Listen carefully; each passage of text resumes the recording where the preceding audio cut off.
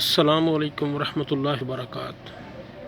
سیدنا عبداللہ بن عمر بیان کرتے ہیں، رسول مکرم صلی اللہ علیہ وسلم سے پوچھا گیا، کون سا شخص اللہ کو زیادہ محبوب ہے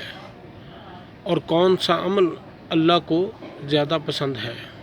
آپ صلی اللہ علیہ وسلم نے فرمایا، لوگوں میں سب سے زیادہ محبوب اللہ کے ہاں وہ شخص ہے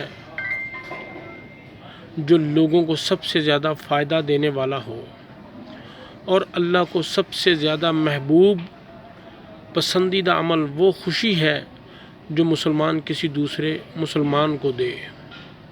یا اس شخص سے اس کی مصیبت کو دور کرے، یا اس کا قرض اس سے اتار دے، یا اس کی بھوک ختم کر دے۔ اور اگر میں کسی بھائی کے ساتھ اس کی ضرورت پوری کرنے کے لیے چلوں تو یہ اس مسجد یعنی مسجد نبوی صلی اللہ علیہ وسلم میں ایک ماہ اعتکاف میں بیٹھنے سے زیادہ محبوب ہے، صلی اللہ علیہ وآلہ وسلم۔